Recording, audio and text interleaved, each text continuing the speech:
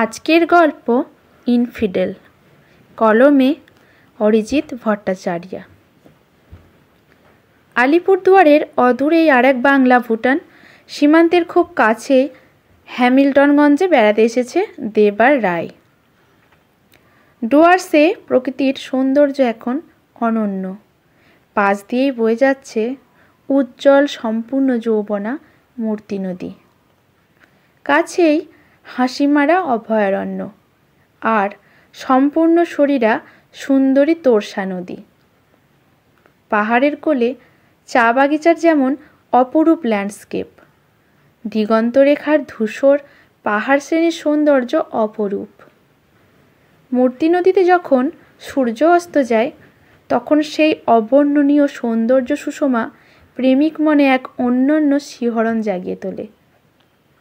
যাই হোক, দেব আর রায় দুজনেই শুনেছে যে এই ডুয়ার্সের কাছে শালসেগুনের গহন বনের মধ্যে ছোট্ট একটা পুরনো চার্চ রয়েছে, যেখানে ফাদার অলিভার ডি কোস্টার অতিরিক্ত ক্ষমতা আর অলৌকিক শক্তি লাভ করার লোভে ইনফিডেল হয়েছিলেন। অমাবস্যার রাতে প্রভু শয়তানের কাছে শিশু রক্ত নিবেদন করতেন। এলাকার লোকজন সেটা জেনে ফেললে তার ক্রোধে ফাদার ডি কোস্টকে পিটিয়ে মারে। চার্চের পাশেই আছে পুরনো কবরস্থান, সেখানে ফাদার ডি কোস্টকে সমাধিস্থ করা হয়। আর সেই ভাঙা চার্চ আর ওই কবরস্থান অভিশপ্ত হয়ে পড়েছে।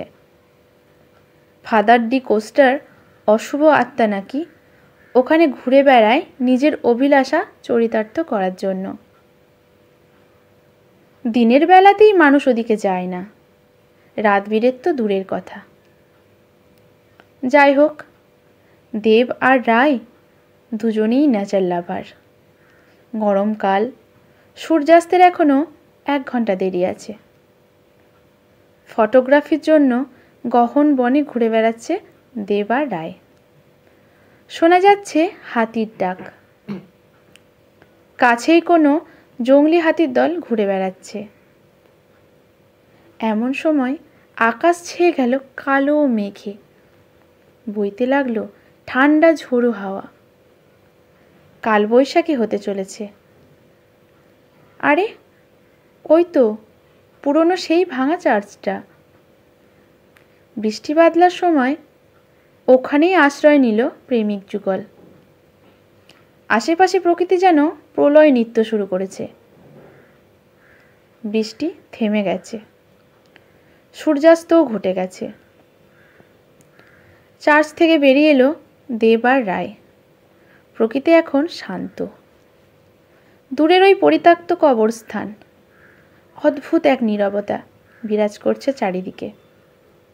পৃথিবীর বুকে সন্ধ্যা ঘনায়মান।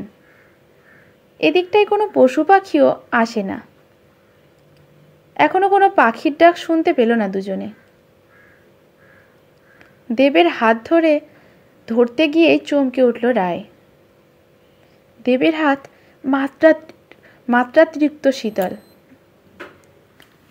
ঠোঁটের কোণে ভেসে উঠল ক্রূর হাসি।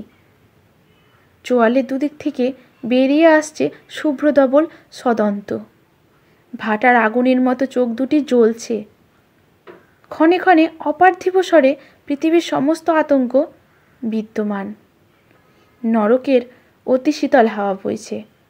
বুঝতে পারল রায়, এ তার চিরপরিচিত প্রেমিক দেব নয়, 200 বছর আগে ইনফিডেল হওয়া ফাদার ডি কোস্টের নারকীয় প্রেতাত্মা। আজকের গল্পটি এখানেই সমাপ্ত। যদি আপনাদের ভালো লাগে তাহলে লাইক, কমেন্ট, শেয়ার করে পাশে থাকবেন পরবর্তী গল্প পাওয়ার জন্য। ধন্যবাদ।